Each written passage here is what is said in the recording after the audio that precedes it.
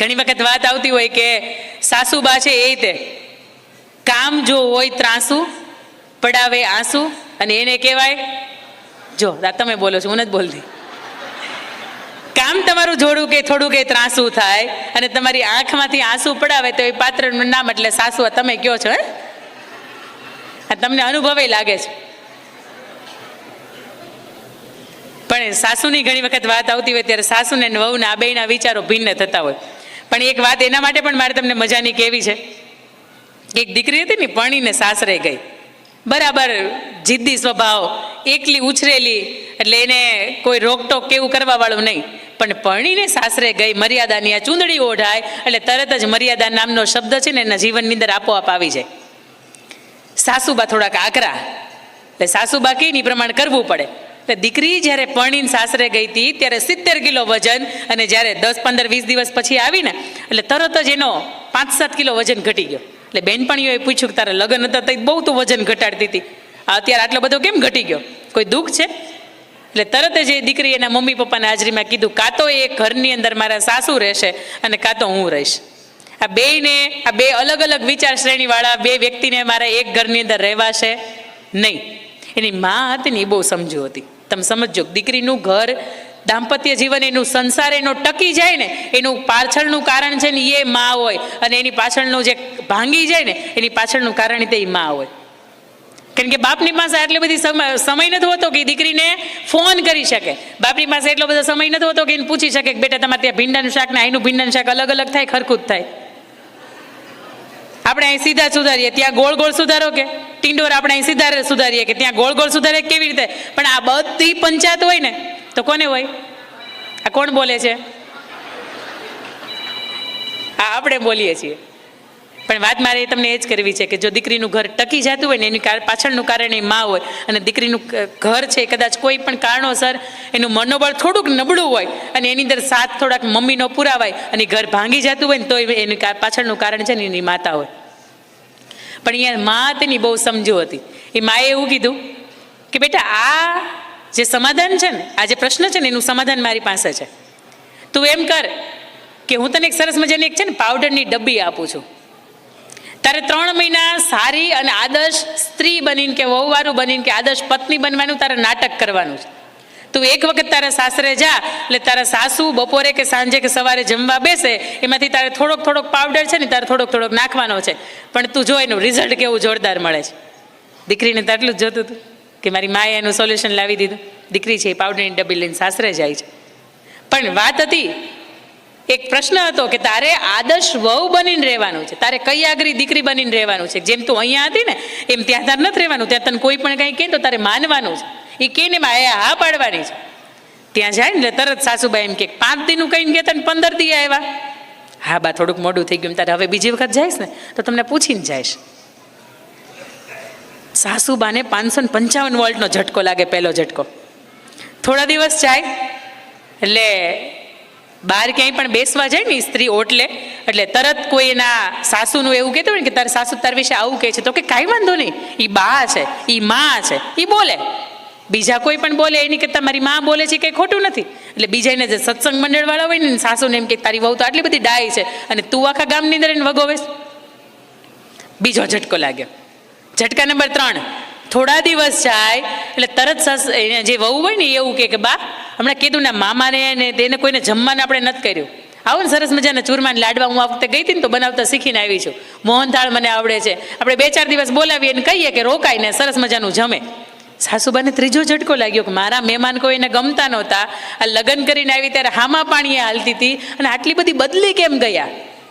શરૂઆતના થોડાક દિવસ તો મને બહુ અઘરું લાગતું હતું, પણ સાસુબા અંદરથી વિચારે કે આટલી બધી કેમ બદલી ગઈ. એટલે સાસુબાને એમ થયું કે લઈને થોડીક મને ઢીલ મૂકવા દે. એટલે સાસુબાઈ 1-1.5 મહિનાનો સમયગાળો ગયો એટલે સાસુબાઈ એવું કીધું કે બેટા આ લ્યો આ કમરની ચાવી, તમારે અંદર ફરવા જવું હોય જઈ આવો. લગ્ન પછી તમે કે મારા દીકરાની યારે ગયા નથી, તમે મોજથી તમારી જિંદગી જીવો. આ બધું ભેગું કર્યું તો કોની હાટું? તમારી હાટુંથી જ કર્યું છે ને. આ લ્યો આ ચાવી, એ ઘરની અંદર આ વ્યવહાર પડ્યો છે. તમારા સસરા અને મારો દીકરો 2 કમાય છે. આની વ્યવસ્થાની ટોટલ જવાબદારી હવે તમારી. દીકરાની વહુ કે ના ના ના બા તમે મોટા છો, તમે વડીલ છો, તમને પૂછ્યા વિના મારાથી કાંઈ થાય નહીં. પણ છતાંય વહુની સામે આગ્રહ હતો કે ભાઈ દીકરાની વહુ છે એ સાચવે, પણ સરસ મજાનો વ્યવહાર ચાલે, 15-20 દિવસ બહુ સરસ ચાલ્યો. એટલે સાસુબાને અંદરથી એવું થાય કે કાં તો મારી માનસિકતા જ ખોટી હતી. અને 3 મહિનાનો એ સમયગાળો પૂરો થવા આવે ને, અને એ પછી તો દીકરાની વહુનું એટલું બધું સાસુમાં ધ્યાન રાખે કે 5-10 કિલો જે 5 કિલો ઘટી ગયું હતું ને 12 કિલો વધી ગયું 3 મહિનાની અંદર. અને દીકરાની વહુ છે ને એ પાછી પિયર મળવા માટે જાય, અને એની માને એમ કે બા મમ્મી મારા સાસુ તો બહુ ડાયા થઈ ગયા છે, મારે એને મારવા નથી, હવે મને તે જે આપી હતી ને દવાઈની એન્ટીડોટ આપ, મારે એને જીવાડી દેવા છે. મેં તમને કીધું હતું ને કે દીકરીની મા હતી ને બહુ હોશિયાર હતી. તરત જ એણે કીધું કે બેટા મેં તને જે પાવડર આપ્યો હતો એ શક્તિનો પાવડર આપ્યો હતો, મેં તને બીજો કાંઈ નહોતો આપ્યો, પણ 30 વર્ષની ઉંમરમાં તું બદલાણી ને એટલે 55 વર્ષની ઉંમરે બદલાણા. પણ આપણે 30 વર્ષની ઉંમરમાં બદલાવું નથી, અને આપણે પછી એવું વિચારીએ કે 50-55 વર્ષની ઉંમરે બદલાય, એ નો બદલાય.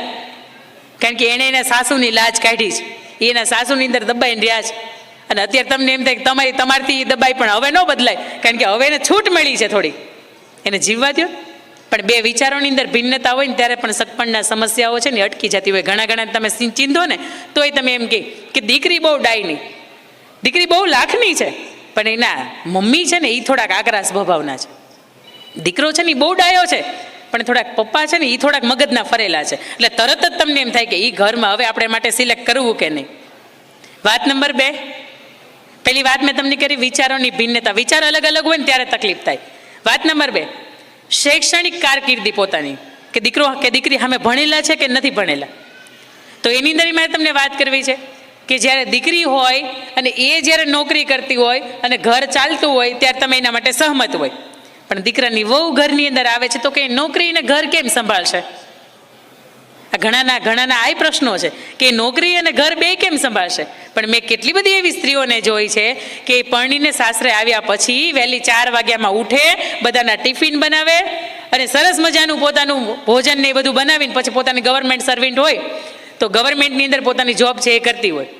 અને ઘણાને એમ થતું હોય કે સાડી પહેરેલી બાઈ છે ને મારી એ બહુ સારી, એ મર્યાદામાં રહે, પણ ઓલી નાની બાઈ છે ને તો જીન્સ પહેરે છે. કોઈ મહેમાન ઘરની અંદર આવ્યા હોય તો એ કુર્તી ને દુપટ્ટો નાખ્યા વગરની કુર્તી ને પેન્ટ પહેરે છે.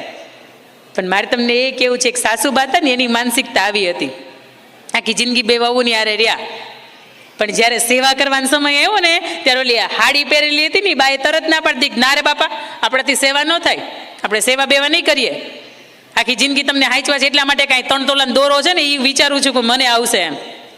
પણ જીન્સવાળી હતી ને એણે એવું કીધું કે બા કાંઈ વાંધો નહીં, મેં મારા મમ્મીની, મેં મારા બાની, મેં મારા મમ્મીને પણ મારા દાદી બાની સેવા કરતા જોયા છે. પહેરવેશ ઉપરથી આપણે જે ઘણી વખત આંકન કરી લઈએ છે ને કે આ દીકરી તો બહુ આખા બોલી છે. હમણાં મારે 821 નંબર હતો, તરત એમ થાય કે ઓહો દીકરી આટલી બધી બોલે છે, ઘરમાં કેટલું બોલશે. પણ સારી વાત છે કે ખુલ્લા દિલની વ્યક્તિ છે, કે એના મનની અંદર જે કંઈ પણ છે ને એ બોલી દે છે, એ મીંઢ નથી. ઘણી વખત મીંઢ હોય ને તોય તકલીફ થતી હોય.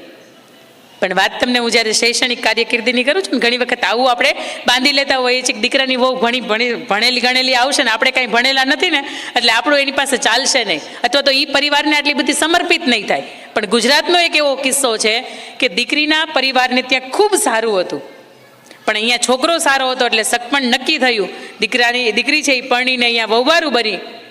સમય એવો આવ્યો કે કોરોનાની અંદર બધું ઠપ થઈ ગયું. દીકરી ભણેલી ગણેલી, દીકરો ભણ્યો હતો ને એની કરતાં 2-4 વર્ષ દીકરી વધારે ભણેલી હતી. પણ એ સમયગાળાની વચ્ચે દીકરીએ તરત કીધું ચિંતા નહીં કરતા, મારી પાસે મારા કરિયાવરના, મારા લગ્નના ને એ બધા પૈસા થયા છે ને એ પડ્યા છે, એ મેં મારા માટે વાપરી નથી નાખ્યા. અને એ જ સમયમાં એના સસરા છે એમને કેન્સર આવે છે, એમનો 10 થી 15-20 લાખ જેવો ખર્ચો થાય છે ને જેટલા પણ જીવ્યા ત્યાં સુધીમાં. એ દીકરાની વહુને ત્યાંથી 18 તોલા હોનું આવ્યું હતું, તરત વેચી નાખ્યું અને ઘર પરિવારના એના સસરા બચી જાય ને એના માટે એણે મહેનત કરી હતી. પણ છતાંય ઈશ્વરની કૃપા છે કે એના સસરાને નિદાન ન થયું અને સારું ન થયું. પણ 21 તોલા, 20 તોલા, 15 તોલા આજની આ ભણેલી ગણેલી દીકરી છે ને એના મનની અંદર ત્યાં ધબકતી લાગણીઓ છે કે મારા પરિવારના કોઈ પણ વ્યક્તિ હેરાન થતું હોય ને તો આ 15 તોલાનો હાર મેં પહેર્યો છે ને એ હારો નહીં લાગે, એ આપી દો, મારા સસરાનો જીવ તો બચી જાય છે. એ 3 જ વર્ષથી આપણા ઘરની અંદર આવી છે, પણ છતાંય આપણું ઘર દૂધ જેવું હતું ને એટલે એ સાકર બનીને આપણી અંદર ભળી ગઈ છે. વાત જ્યારે હું શૈક્ષણિક કારકિર્દીની કરું છું ને ત્યારે મારે તમને બીજી એક વાત કરવી છે કે એક વખત એક સ્ત્રી હતી ને એ પણ નોકરી કરતી હતી, ભણાઈ ગયેલી, પોતાની માસ્ટર ડિગ્રી, સરસ મજાનું 4 BHK એક સારા એવા શહેરની અંદર મકાન, પણ સવારમાંથી બધા જ જતા રહે ને, એટલે સાસુબા અંદરથી એકલવાયુ લાગ્યા કરે. એટલે સાસુબાને વિચાર આવ્યો કે હવે ગમતું નથી. એક વખત વરસાદ વરસી ગયો તો એ સમય, અને રસ્તાની અંદર એક થાંભલા ઉપર તમે જોયા હશે તો જે 11ના થાંભલા હોય ને એના જે તાર ટીંગાતા હોય ને એની અંદર એક એક એક એક ટીપું વરસાદનું ટીંગાતું હોય, વરસાદ વરસી જાય ને પછી. એટલે સાસુબાએ વહુ જ્યારે ઘરે આવી એટલે તરત કીધું કે બા ગમતું નથી તમને? તો કે હા નથી ગમતું, એકલવાયુ લાગે છે, એમ કરીને રડવા મળ્યા સાસુબા. એટલે તરત એ વહુએ પૂછ્યું કે બા ન ગમવાનું કારણ શું? તો કે એકલું એકલું લાગ્યા કરે છે. પણ આ જો સામે પેલી વીજળીના તારની અંદર ટીંગાય છે ને ટીપા ટીપા, આ એનું જેવું મારું જીવન થઈ ગયું છે. હું નીચે નથી પડતી અને ઉપર નથી જતી. એ ટીપું એવું છે કે જ્યારે નીચે એને લટક્યા કરવાનું, બસ. મારું જીવન એવું થઈ ગયું, તમારી સાથે નથી રહેતી અને તમારા વગર પણ નથી રહેતી. અને એ જ સમયે એ દીકરાની વહુ છે એવું નક્કી કરે છે કે ભલે મારું માસ્ટર ડિગ્રી હોય, ભલે મારે 25,000 પગાર હોય, પણ મારા સાસુને એકલું લાગે છે ને મારે નોકરી કરવી નથી. એ જ્યાં નોકરી કરતા ત્યાં કંપનીની અંદર એને પોતાની ફાઇલ મૂકી કે ભાઈ આવતીકાલથી મારે રજિગ્નેશન આપવું છે, કારણ કે મારા સાસુને એકલવાયુ લાગે છે. એટલે એના જે ટ્રસ્ટી મંડળ હતા ને એ એને હસતા હતા કે બેન આવું રીઝન તો બધાને હોય, આવા નાના નાના ઇસ્યુ હાટુથી તમારે નોકરી ન મૂકી દેવાય, તમારો સારો એવો પગાર છે અને તમે જાઓ તો અમારું અટવાઈ જાય. પણ દીકરાની વહુએ નક્કી કરી નાખ્યું હતું કે નહીં, મારા સાસુનું એકલવાયુપણું મારે દૂર કરવું છે. પોતાની નોકરી છે એ મૂકી દીધી અને સાસુને એવું કીધું કે બા કાલથી હું તમારી સેવામાં, કાલથી નોકરીએ નહીં જાઉં. અને સાસુબા છે ઘણી વખત એવું કહે છે એને કે બેટા કરિયર ઉપર આવી રીતે દાવ ન ખેલાય, મારા હાટુથી તારે કરિયર ઉપર સ્ટોપ કરવું પડ્યું આવું ન કહેવાય. પણ છતાંય દીકરાની વહુને રાજીપો હતો કે હું મારા સાસુબાની સેવા કરું છું. અને સાસુબાએ માથા ઉપર હાથ રાખીને કીધું હતું કે બેટા આજે 25,000ની નોકરી છોડીશ ને, આવનારા 5 વર્ષની અંદર તું લાખ કમાતી હોશ. અને એ સ્ત્રી આજે લાખ કમાય છે, અને એ સ્ત્રી એટલે હું પોતે. ઘણી વખત લગ્ન પછી એવું થતું હોય કે આપણે કરિયરની ચિંતા હોય, આપણે આપણા આર્થિક ઉપાર્જનની ચિંતા હોય, પણ મને એટલી ખબર છે કે જ્યારે મા બાપ એકલા ઘરમાં થઈ જતા હોય ને, કોઈને કહી ન શકતા હોય ને, ત્યારે આ દિવાલ એવી નથી કે એની યાર વાત કરવા આવશે. આ દિવાલ એવી નથી કે એને પૂછશે કે બા તમે ખાધું કે નહીં. તમે અત્યારે કોઈ પણ જગ્યાએ નોકરી હોય, તમારી સગાઈ ભલે થઈ ગઈ હોય કે ન થઈ હોય, પણ એક વખત ઘરે માવતરને ફોન કરીને પૂછજો, પપ્પા ટિફિન લઈને જતા હોય ને તેને પૂછજો પપ્પા જમ્યા? એ પપ્પાને રોટલી કદાચ કાચી હશે ને તો એને ભાવશે, એ શાકની અંદર કદાચ મીઠું નહીં હોય ને તો એને ભાવશે, અને કદાચ એ છાશ સાવ મોળી હશે ને એની ઉપર પાણી ચડી ગયું હશે ને છતાંય તે છાશ પીવી ગમશે, કારણ કે એને ખબર છે કે મારા સંતાનો મને પૂછે છે. આ ભણેલા ગણેલા, ઘણી વખત આપણે એવું કહીએ કે ભણેલા ગણેલા હોય ને, એટલે આપણે હમણાં જ્યારે ભાઈ મારું ઇન્ટ્રોડક્શન આપતા હતા ને તેની અંદર વાત કરી હતી કે અભણમાં આવી મેં એક વાર્તા લખી છે. એ વાર્તાની અંદર કંઈક એવો જ ઉદ્દેશ છે કે 12મા ધોરણનું CBSE બોર્ડનું રિઝલ્ટ આવે એટલે તરત એવું કહે કે દીકરો કે પપ્પા મારું રિઝલ્ટ આવી ગયું, અને એના મમ્મી બિચારા ભણ્યા ન હોય, એના મમ્મી એને પૂછે કે બેટા શું રિઝલ્ટ આવ્યું, એટલે દીકરા તરત જ એવું કહી દે તું તો અભણ છો, તને શું ખબર પડે છે, તું કઈ બોલમાં. અને આવું એક દીકરાએ નથી કીધું, આવા કદાચ અહીંયા બેઠેલા ઘણા બધા દીકરા હોય ભૂલથી બોલાઈ ગયો છે કે પપ્પા આમાં તમને ન ખબર પડે, મમ્મી આમાં તમને ન ખબર પડે. એટલે આ ભલા માણસ, એને ખબર પડતી હતી એટલે તમારો જન્મ થયો, એને કંઈ ખબર જ ન પડતી હોય તો તમારો જન્મ થાત. એને તે વિદેશમાં ફરવા જવું હતું ને, એને તે ખંભે પર્સ નાખીને ઊંચી હિલની સેન્ડલ પહેરીને એને તે દુનિયાને જોવી હતી. પણ 1 વર્ષની અંદર ગર્ભની અંદર તમે આવી ગયા અને એને તમામ સ્વપ્નાઓને એને તિદાંજલિ આપી દીધી. સાહેબ એનાથી મોટો ઉપકાર એને કર્યો શું? અને આપણે ભણેલા ગણેલા થઈને આપણે એને એવું કહીએ છીએ કે તમને કાંઈ ખબર નથી પડતી, તો એ મોટી મૂર્ખામી આપણી કહેવાય.